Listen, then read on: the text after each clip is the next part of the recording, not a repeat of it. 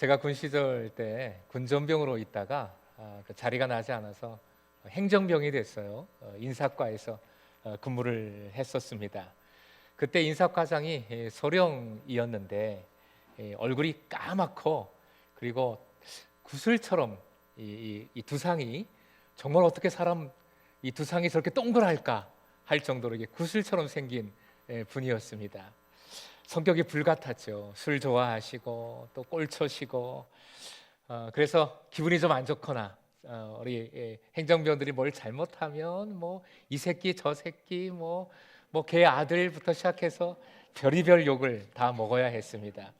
그런데 이 평상시나 좀 기분이 좋으면 저를 이제 이렇게 불렸어요. 어이 목자, 김 목자. 요즘 내가 좀 힘들어. 기도 좀 해봐. 김 목자, 기도 좀 해봐. 그렇게 얘기를 좀 하셨죠. 오늘 본문에 바로 김 목자는 아니고 목자들이 나옵니다. 목자들이 등장을 합니다.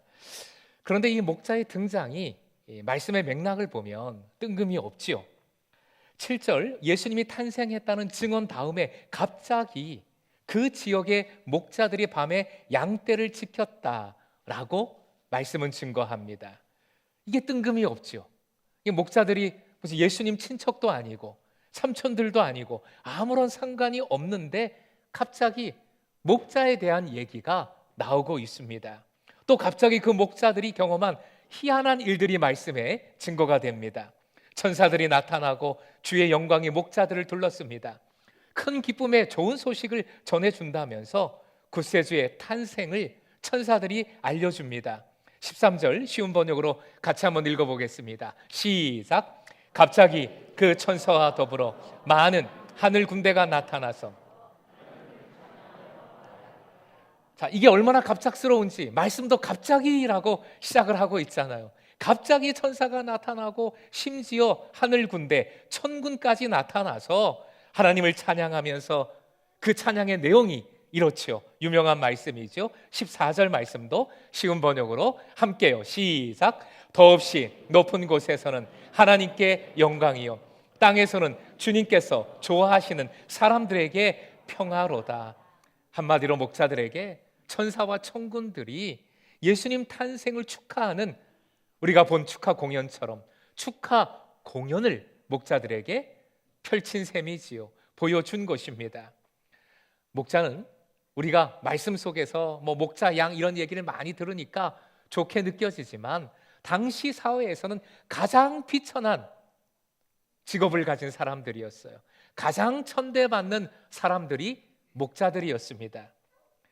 여기서 당연한 의문이 생깁니다. 뭔가 좋은 일이 있었을 때 목자들 초대하고 싶지 않은 사람이거든요. 그런데 왜 말씀은 예수님 탄생을 알리면서 갑자기 그런 목자들을 언급하는 것일까요? 왜 굳이 하나님께서는 목자들에게 우리가 고컬이라는 말을 하잖아요.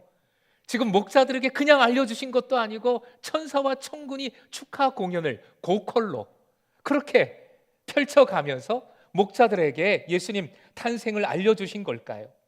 왜 다른 좋은 직업군이 많은데 하필 비천한 목자들을 아기 예수님의 첫 경배자로 삼으신 걸까요? 지난주일 설교에서 다윗이 고백을 했습니다. 다윗이 하나님을 향하여 뭐라고 고백했습니까? 이렇게 하면 답이 나올 것 같아요. 하나님은 나의, 그렇습니다, 여호와는 나의 목자시라고 고백했잖아요. 목자들에게는 예수님 탄생의 경배자로, 초대자로 걸맞는 모습이 들어 있습니다.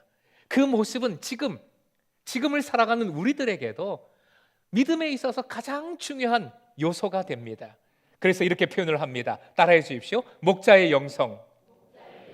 화면 보시고 함께 읽겠습니다. 시작. 목자의 영성은 예수님과 만나는 열쇠이다.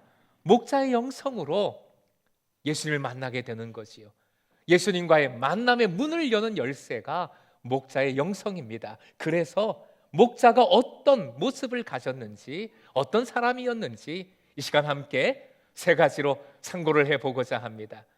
다 어려운 게 아니에요. 우리가 알고 있는 모습들이죠. 첫 번째가 화면 보시고 읽습니다. 첫째, 시작. 첫째, 목자들은 충성된 순종의 사람들이다. 8절 말씀 읽어드립니다. 그 지역의 목자들이 밤에 밖에서 자기 양떼를 지키더니, 밤에 밖에서, 이 밖에서란 말은 원어로 보면 동사인데 들에서 살다, 아예 들에서 바깥에서 살다, 야영하다라는 뜻을 가진 단어입니다.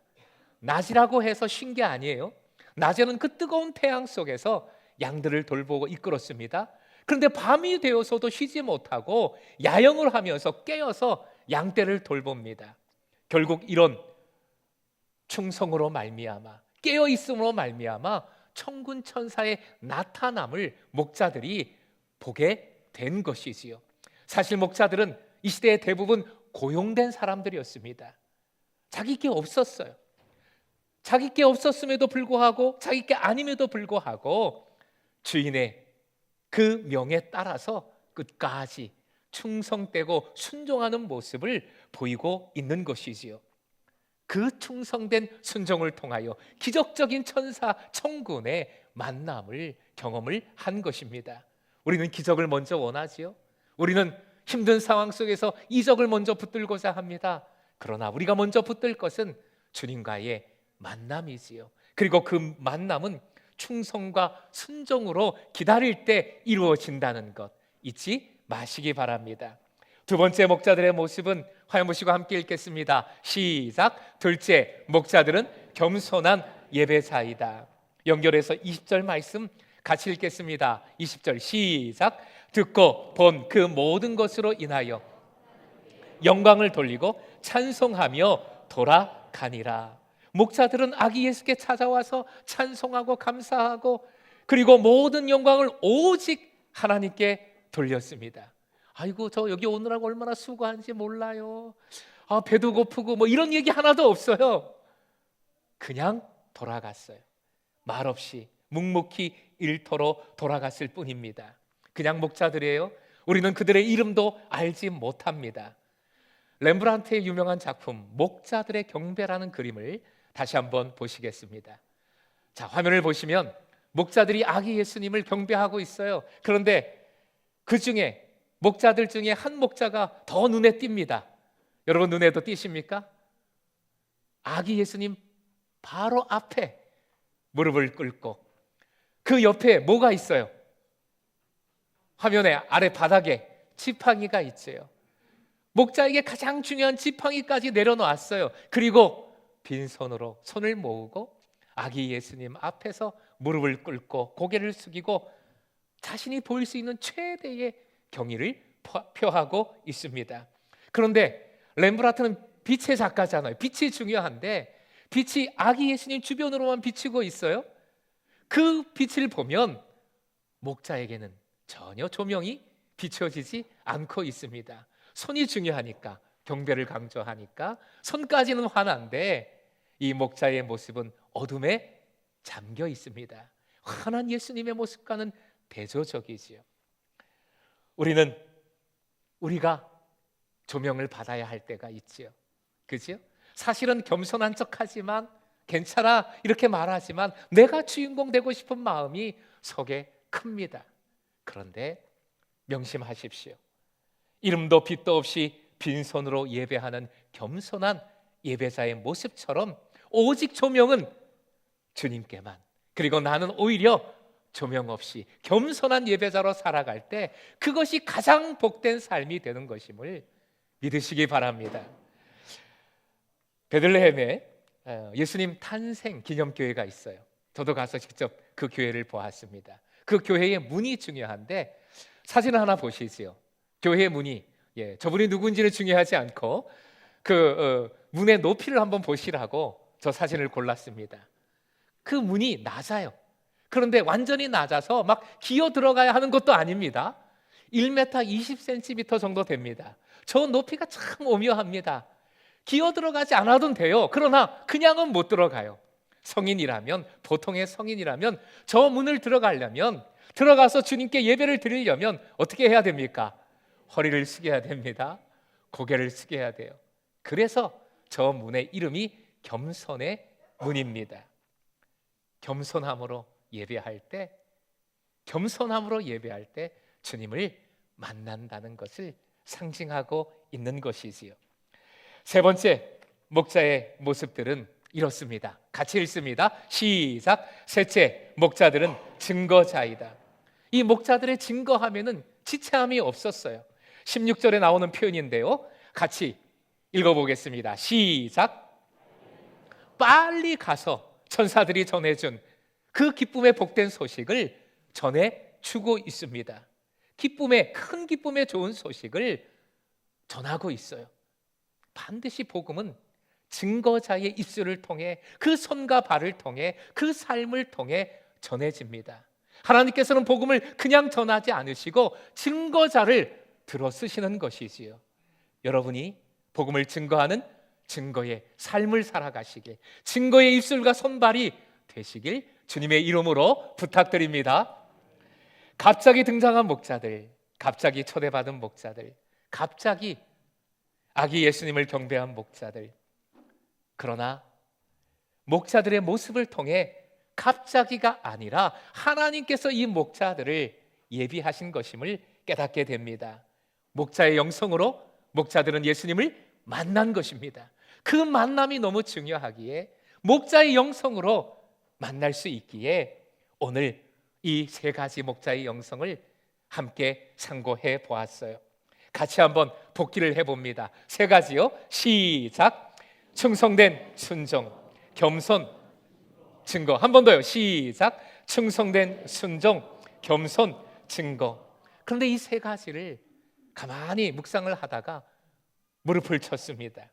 충성된 순종, 겸손, 증거, 이 세 가지는 다름이 아닌 예수님께서 이 땅에 오셔서 이 아기 예수님이 자라서 공생애를 시작하시면서 보여주신 예수님 삶의 모습이구나, 예수님께서 행하신 것이로구나 깨닫게 된 것이지요.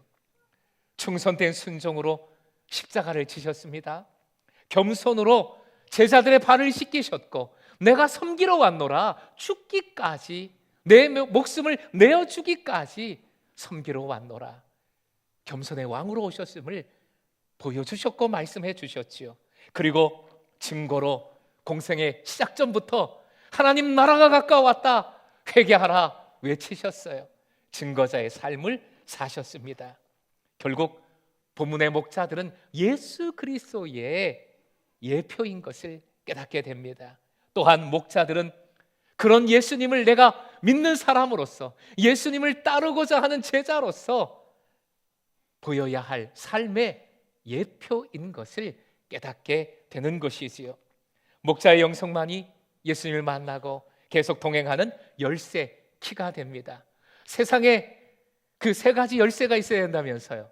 세 가지 열쇠, 세상에 필요한 열쇠 뭡니까? 들어보셨습니까? 그렇죠. 네, 뭐 집 열쇠, 아파트 열쇠, 자동차 키, 뭐 금고 열쇠 이런 겁니까? 좋긴 하지만 우리는 그런 게 아니라, 그건 먼저가 아니라 바로 이 열쇠, 목자의 영성으로 그 만남의 문을 열어 주님과 새롭게 만나는, 오시는 주님과 새롭게 만나는 여러분 되시길 축복합니다. 이 시간 우리 공동체의 이름을 한번 불러볼까요? 온세대 예배 올해 마지막 예배니까 이 자리에 있던 없던 크게 한번 외쳐주시기 바랍니다. 해당 공동체 되시면 아멘 하고 외쳐주시기 바랍니다. 새싹, 꿈나무, BTS 합쳐서 미래 공동체, 크샤 공동체. 예, 아까 기도한 이번에 뽑힌 회장님이시고요. 네, 그리고 부회장 및 총무. 예. 네.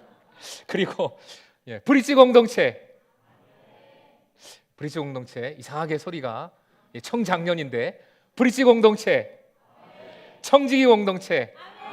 예, 할렐루야. 예, 여전히 짱짱하다 보여주시는 거군요. 예, 늘 푸른 공동체. 이 모든 우리 공동체의 지체들이, 예배자들이 충성된 순종으로, 겸손으로, 증거로 주님의 영광을 보며 주님을 새롭게 만나며 주님과 동행함으로 세상의 열쇠가 줄 수 없는 하나님 나라의 풍성함과 기쁨을 누리시길 주님의 이름으로 축원드립니다.